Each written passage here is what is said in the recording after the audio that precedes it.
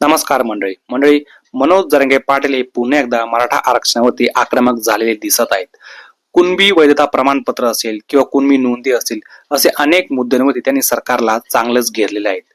ते असे म्हणाले की आता मराठा समाजावरती अन्याय सुरू आहे. तसेच त्यांनी मराठ्यांची पुन्हा एकदा लाट येऊ शकते असा गंभीर इशारा देखील सरकारला दिला.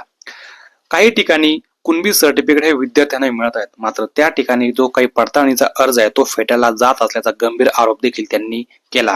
हे सर्व त्यांनी माध्यमांशी बोलताना सांगितलं.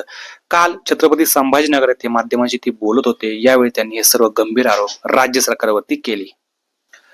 यावेळी जरांगे पाटील बोलताना असे म्हणाले की जे काही कुणबी सर्टिफिकेट आहेत हे अवैध ठरवली जात आहेत आणि ही गोष्ट किंवा ही जी जबाबदारी आहे ही सरकारची आहेत. कारण सरकारनेच कुणबी सर्टिफिकेट कुणबी नोंदी ह्या शोधून काढल्या, मात्र आता ते त्या रद्द करतायत.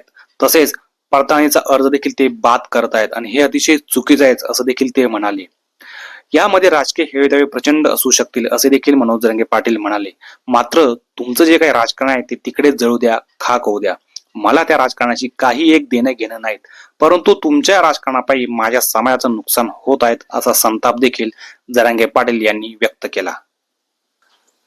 तसेच जिल्हा परिषद सदस्य ज्योती शिंदे यांचं जे कुणबी सर्टिफिकेट आहेत हे बाद करण्यात आलं, यावर देखील त्यांनी प्रतिक्रिया दिली. ते असे म्हणाले की त्यांच्या रक्ताच्या नोंदी सापडल्या, मग सरकारने त्यांचं जे कुणबी सर्टिफिकेट आहे ते बाद कसं काय केलं, हे एकदम चुकीचं आहे. म्हणजे हा मराठा समाजावरती एक अन्याय सुरू आहे. ओबीसीच्या जे जात प्रमाणपत्र आहेत कुणबी सर्टिफिकेट हे अजिबात बाद ठरले जात नाहीत, मग मराठा समाजात सोबतच असं का केलं जात आहेत असा प्रश्न देखील त्यांनी उपस्थित केला.